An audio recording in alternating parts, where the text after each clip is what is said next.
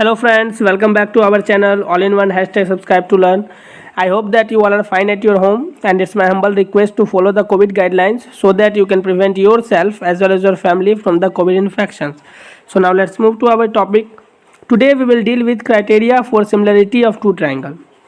Okay, this is very important topic, and for class 10th it is the introduction topic, so you should learn about this and you should also understand this. So let us start. Criteria for similarity of two triangle. First of all, two triangles are similar if, मतलब कि दो triangle similar कब होंगे.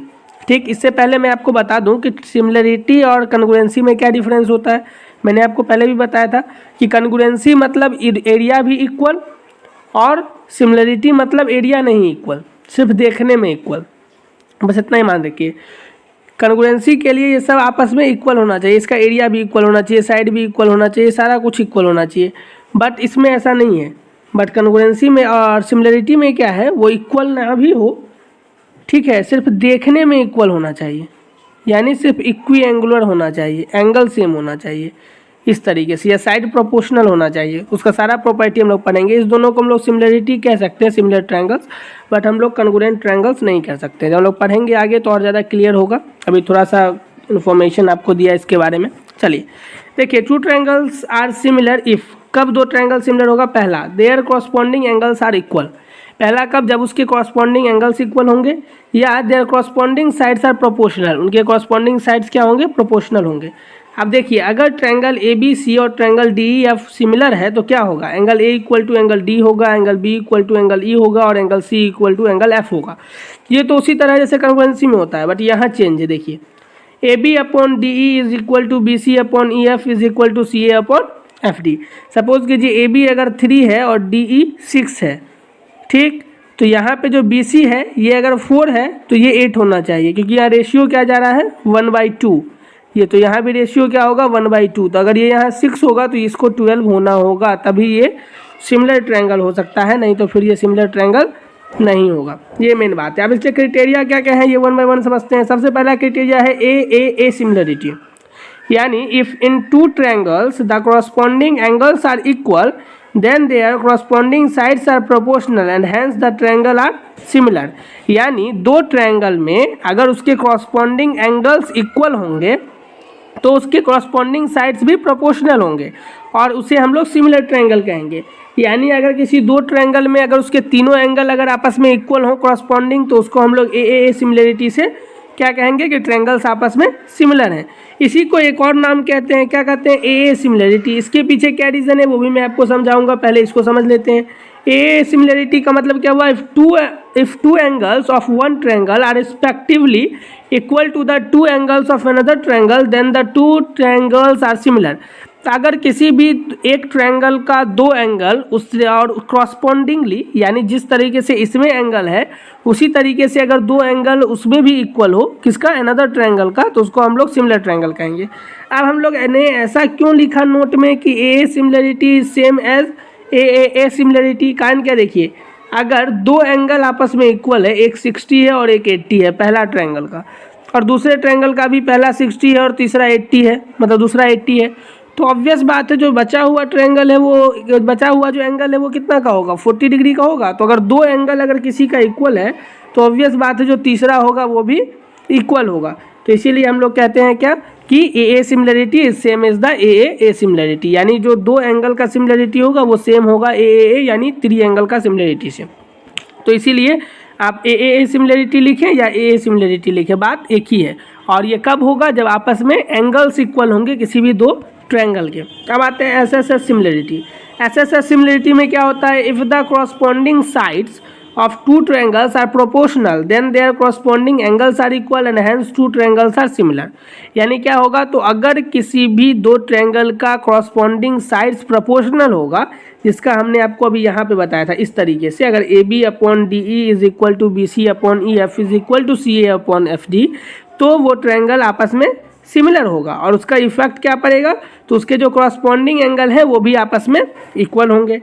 अब ऐसे similarity आप समझ ही रहे हैं. If one angle of a triangle is equal to one angle of another triangle and the sides including these these angles are proportional then two triangles are similar. यानी इसमें क्या हो रहा है, तो अगर एक एंगल किसी ट्रायंगल का दूसरे एंगल के एक और एंगल यानी किसी दूसरे ट्रायंगल के एक एंगल से अगर इक्वल हो जाए, यानी इसको अच्छे से समझ लीजिए, थोड़ा सा कंफ्यूज होगा। अगर एक एंगल किसी ट्रायंगल के दूसरे ट्रायंगल के एक एंगल के अगर इक्वल हो और जो साइड्स है जो इस एंगल को इंक्लूड कर रहा है, जिससे ये एंगल बन रहा है, वो अगर प्रोपोर्शनल हो आपस में, तो वो टू ट्रायंगल्स को हम लोग सिमिलर कहेंगे। जैसे सपोज कीजिए ये ट्रायंगल है और ये ट्रायंगल है, ठीक है।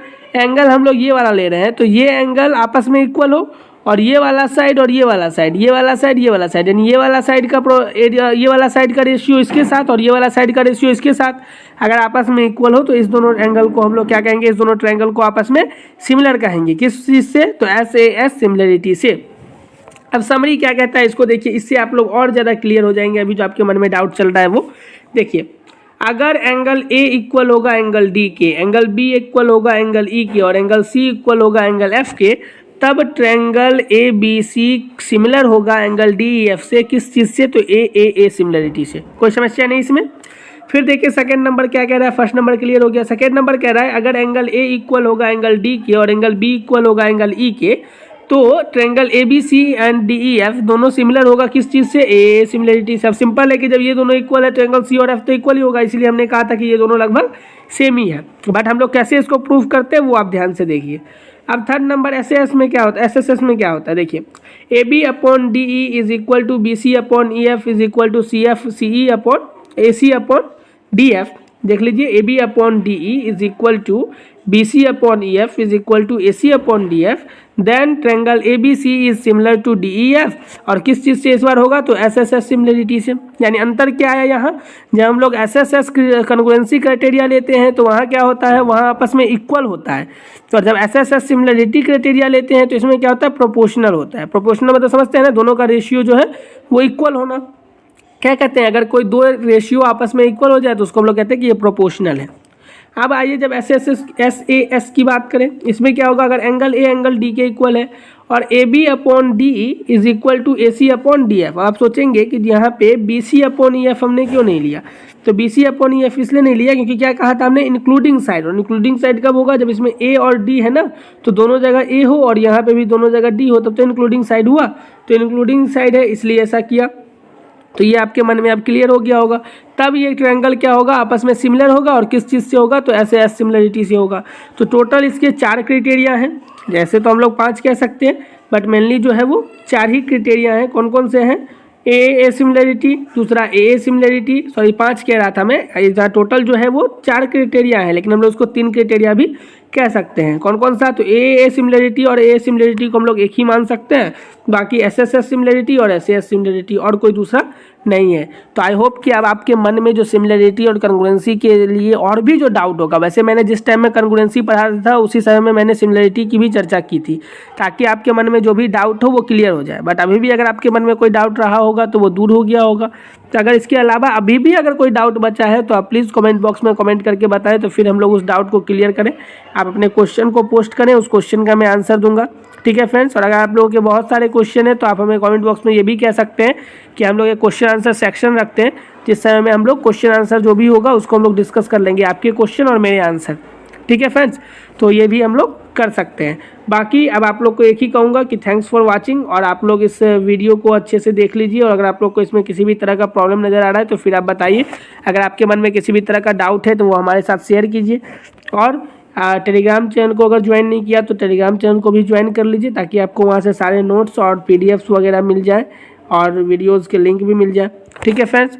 So thank you so much. Now we will meet in the next video and then we will deal with the questions based on similarity. Okay, so thank you so much.